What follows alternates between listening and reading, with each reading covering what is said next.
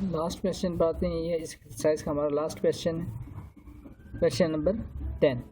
A boat moving away from A light house, एक कश्ती है जो कि लाइट हाउस से अवे दूर जा रही है और 206.6 मीटर हाई। क्या है ये लाइट हाउस की हाइट दे दी गई है हमें, और कश्ती से क्या जा रही है, अवे दूर जा रही है। टेक्स 120 सेकेंड, 120 सेकेंड लगते हैं, या इसको यहाँ पर चेंज करके 2 मिनट भी आपको दिया जा सकता है। To change the angle of elevation of the top of the lighthouse from 60 degree to 45 degree, यानी जो एंगल ऑफ एलिवेशन है वो चेंज होता है 60 डिग्री से 45 डिग्री तक इन 120 second. Find the speed of the boat, तो बोट की हमने क्या बतानी है, स्पीड बतानी है, और कश्ती जो है वो लाइट हाउस से अवे दूर जा रही है। ठीक है, एंगल 60 से कितना हो गया, 45। तो find the speed of the boat, काफ़ी इंपॉर्टेंट क्वेश्चन है। ठीक है, स्टार्ट करते हैं इसको।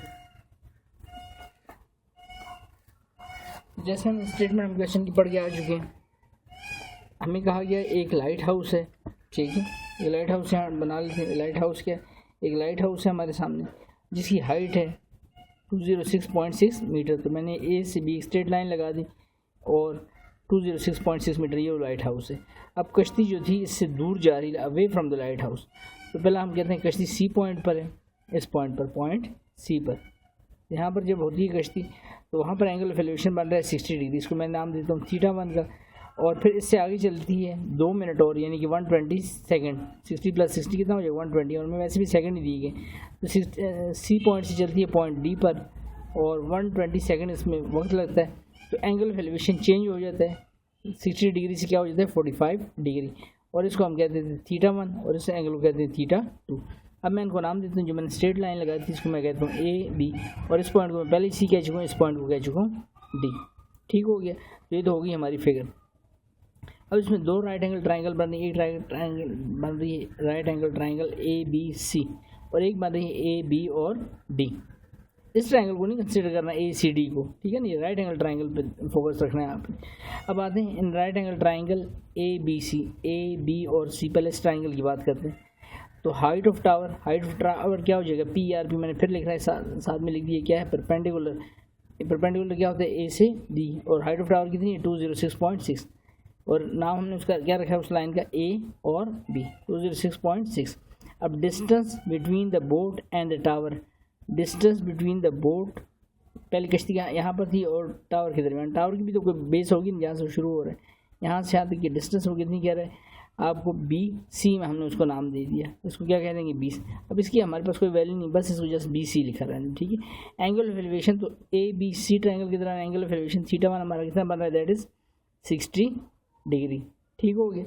देन उसके बाद अब पहले इस ट्राइंगल पे फार्मूला लगाते हैं। तो मैंने आपको 3 फ्रेजेस याद कराए हुए हैं इस एक्सरसाइज में, बार बार आपको बताया मैंने। ठीक है, तो वो फ्रेजेस आपने यूज़ करने हैं। थ्रू प्रॉपर ब्रशेस, परपेंडिकुलर हमारे पास है ब्रशेस, बेस और एंगल, तो थ्रू प्रॉपर ब्रशेस, तो थ्रू प्रॉपर tan और थ्रू हो जाएगा tan θ1, proper perpendicular brushes base, तो tan θ1, क्योंकि पहला एंगल हम यूज़ कर रहे हैं ए बी सी के अंदर एंगल ये आ रहा है, तो tan θ1 perpendicular by base, perpendicular क्या है नाम उसका ए बी, और बेस का क्या है बी सी। तो ए बी की वैल्यू क्या थी, ए बी की वैल्यू लिखी सामने 206.6 बाय बी सी, tan 60 यहाँ पर बी सी डिवाइड हो रहा है tan 60 के साथ क्या हो जाएगा मल्टीप्लाई। अब tan 60 बी सी के साथ मल्टीप्लाई हो रहा है, तो इधर क्या हो जाएगा डिवाइड, तो 206.6 और tan 60 की अगर हम टेबल पे वैल्यू देखें तो √3 होती है, और कैलकुलेटर से वैल्यू तो 1.7320, तो 206.6 को मैं डिवाइड करता हूँ 1.7320 से मेरे पास रिजल्ट आता है 119.26, 119.26, यहाँ करेक्शन कर 28 लिखा गया 26, 119.26 हमारे पास रिजल्ट आता है। ये किसका रिजल्ट आ गया, याद रखना है किसका रिजल्ट आ गया, दैट इज बी सी का। बी सी का रिजल्ट क्या आ गया, यानी बी सी से हमें वैल्यू पता चल कि बी से सी तक कितनी वैल्यू आ रही है, दैट इज 119.26। अब दूसरी ट्राइंगल पे आते हैं। दूसरी ट्राइंगल कौन सी, ए बी, और अब सी को नहीं कंसिडर करेंगे, ए बी और कहाँ तक ले रहे हैं डी तक। तो फिर से हमारे पास एंगल भी है और बी से डी बेस हो जाएगी, और परपेंडिकुलर क्या आ रहा है ए बी, तो थ्रू प्रॉपर ब्रशेस ही फार्मूला यूज होगा। अब हम आते हैं क्वेश्चन पर। Right angle triangle A B D, इस ट्राइंगल की बात हो रही है, ए बी और लास्ट तक पॉइंट तक, ए बी और डी तक। तो right angle triangle A B D, height of tower perpendicular, वो तो नहीं चेंज हुआ ना, हाइट ऑफ क्या है आपका हाइट ऑफ टावर, वो तो पहले भी वही थी, ए से बी क्या थी 206.6, अभी भी वही है 206.6। देन आगे चलते हैं distance between the boat and tower. Distance between boat and the tower कितनी आ रही है, between boat and tower, boat कहाँ पर चलेगी, पहले सी पॉइंट पर थी, अब किस पॉइंट पर है, डी पॉइंट, तो डी से फिर टावर की बेस तक का फासला, तो क्या बन जाएगा, बेस बन जाएगा। Distance between the boat and the tower, base क्या देंगे इसको, वैल्यू क्या होगी इसकी, यानी बी डी, और बी डी में मैं कोई वैल्यू नहीं लिखूँगा, ठीक है। अब उसके बाद एंगल ऑफ एलिवेशन, हमारा दूसरा एंगल ऑफ एलिवेशन यानी पॉइंट डी से क्या था, दैट इज, उसको हमने नाम क्या दे दिया, थीटा 2, और उसकी वैल्यू क्या थी 45 डिग्री।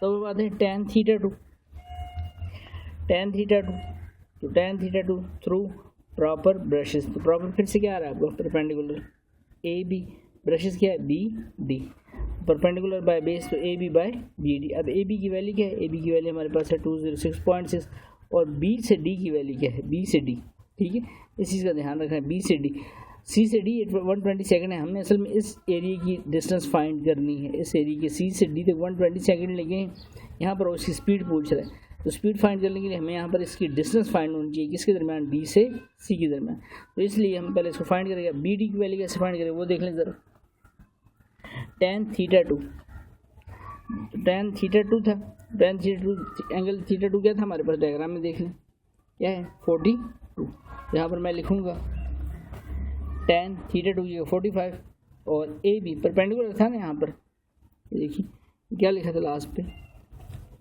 परपेंडिकुलर था A B by B D, तो ए बी की वैल्यू क्या है, डायग्राम होता है ए बी की वैल्यू है दैट इज 206.6, और नीचे जैसे मैंने कहा फुल लिख देंगे, बी से क्या लिखेंगे, बी से डी पूरा कंप्लीट लिख दिया। अब यहाँ पर tan 45, तो थीटा 2 45 था, ए बी परपेंडिकुलर की वैल्यू 206.6, और डिवाइड में क्या लिखिए बी डी। अब बी डी tan 45 की वैल्यू आप कैलकुलेटर पे ले लें, वैल्यू क्या होती है, tan 45 की वैल्यू थी 1, बी डी डिवाइड हो रहा है 1 के साथ, मल्टीप्लाई 1 इंटू बी डी, तो वैल्यू क्या रहेगी, B D equal to result क्या आ गया 206.6। अब बी डी का रिजल्ट मेरे पास आ गया। हमने कौन सी डिस्टेंस फाइंड करनी है, डी से सी कह लें या सी से डी कह लें, ये डिस्टेंस फाइंड कर रही है डी और सी। तो अगर मुझे बी से डी कंप्लीट पता चल गया, बी से डी कितनी वैल्यू आ रही है इसकी, बी से डी, बी से डी की अभी मैं डॉट लाइन आपकी लगाता हूँ, बी से डी इसके नीचे डॉटेड लाइन लगा देता हूँ हल्की हल्की, ये आपको बात पूरी तरह से क्लियर हो जाए। बी से डी हमारे पास क्या वैल्यू निकली, बी से डी की 206.6, यानी ये पूरी बी से डी है, बी से डी क्या है 206.6, बी से डी। अब बी से डी फाइंड किया, और दूसरा हमने क्या फाइंड किया था, बी से सी। देखो अगर मैंने डी सी फाइंड करना है, डी सी, तो बी डी में से क्या माइनस कर दूँ, बी डी में से ये पूरा है बी से डी, ठीक है, बी से डी यहाँ से, इसमें से बी से सी अगर माइनस का तो पीछे क्या रह जाएगा, डी से सी। ये 120 सेकंड लिखें, ये डिस्टेंस नहीं लिखे, डिस्टेंस हमने यहाँ की फाइंड करनी है, डिस्टेंस इसकी इस जगह की डी से सी की, तो बी से डी कंप्लीट वैल्यू, और बी से सी तक मैं इसमें से माइनस कर देता हूँ।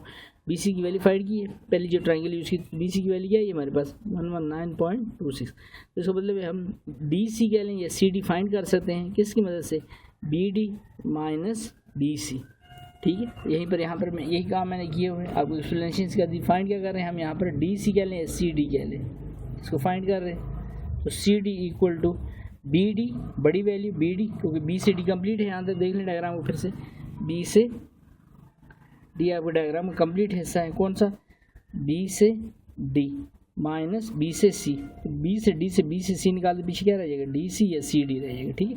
तो B D minus B C, तो बी डी की वैल्यू क्या फाइंड किया हमने 206.6, बी सी की वैल्यू फाइंड की थी, बी सी की वैल्यू हमने पहले फाइंड की थी, अभी मैंने आपको बताई दोबारा से 119.26, यहाँ पर B D minus B C 206.6 minus 119.26, इसमें से हम ये वैल्यू माइनस करते हैं तो हमारे पास जो रिजल्ट आता है दैट इज 87.23। अब ये हमारे पास डिस्टेंस आ गई है, किस जगह की, सी से डी की डिस्टेंस आ गई, और उसका टाइम जितना लगा है सी से डी तक जाते हुए दैट इज़ 120 सेकेंड। अब हमने क्वेश्चन में क्या फाइंड करनी थी, क्वेश्चन में लिखा हुआ था find the speed of the, लिखा था ना यहाँ पर स्टेटमेंट पढ़ लें, find the speed of the boat, speed of the boat find करनी किस दौरान, जब एंगल 60 से चेंज हुआ है किस पे 45 की, और कितने सेकंड के दौरान ये काम हुआ 120 सेकंड के। हमने speed of the boat find करनी, आपने फिजिक्स में और कुछ हद तक मैथ में भी पढ़ा होगा, हमें पता है कि स्पीड किसकी इक्वल होती है, speed we know that speed equal to distance by time, distance by time. Distance हमने ये सी डी जो फाइंड की है इस डायग्राम के मुताबिक, ये सी डी इस जगह की डिस्टेंस पूछ रहा था हमसे, तो सी डी हमने फाइंड कर ली, डिस्टेंस हमने फाइंड की अभी सी डी दैट इज 87.23, और ये क्या है हमारी डिस्टेंस। टाइम हमें कितना गिवन था, टाइम हमें गिवन था 120 सेकेंड। तो सॉल्व करते हैं अब इसको आगे। यहाँ पर हमारी वैल्यू हो जाएगी, we know that speed equal to distance by क्या होता है टाइम। डिस्टेंस हमने कितनी फाइंड कर ली 87.23। कौन सी डिस्टेंस, जिस डिस्टेंस पे टाइम एंगल चेंज हुआ सी पॉइंट से डी पॉइंट पर, तो इसकी डिस्टेंस। और अभी हमने फाइंड की कैसे, B D minus B C करके हमारे पास डी सी आ गया था या सी डी आ गया था, ठीक है। तो 87.23 डिस्टेंस बाय, इस दौरान टाइम कितना लगा वो डायग्राम में लिखा, दैट इज़ 120 सेकेंड, तो 120 सेकेंड लगे। तो 87.23 डिवाइड बाई 120, जब मैं इसको से डिवाइड करता हूँ 87.23 को डिवाइड बाई 120 तो वैल्यू आती है 0.727 मीटर पर सेकेंड। और अगर हम इसको राउंड ऑफ करके लिखें, थर्ड वैल्यू मोर देन 5 आ रही, तो आप इस थर्ड वैल्यू को लिखने के बजाय इसमें सेकंड वैल्यू में एक की एडिशन कर दें, एक ऐड कर दें, तो फिर थर्ड वैल्यू लिखने की ज़रूरत नहीं। तो फिर हम इसको लिख सकते हैं 0.73 मीटर पर सेकंड। इस तरह से क्वेश्चन का आंसर दें तब भी ठीक है, लेकिन आपकी बुक में आंसर इस तरह से लिखा तो इस वजह से मैंने ऐसे बना दिया। आपकी चॉइस इस तरह से लिखें, दोनों आंसर बिल्कुल करेक्ट है। तो इस तरह से हमारा एक क्वेश्चन कंप्लीट होता है और साथ ही हमारी एक्सरसाइज भी कंप्लीट होती है। उम्मीद है ये वीडियो भी आपको अच्छी लगी हो तो चैनल को सब्सक्राइब करें, वीडियो को ज़्यादा से ज़्यादा शेयर करें, बेल आइकन को प्रेस करें ताकि आने वाली वीडियोज़ का नोटिफिकेशन आप लोगों को बर वक्त मिल सके। शुक्रिया।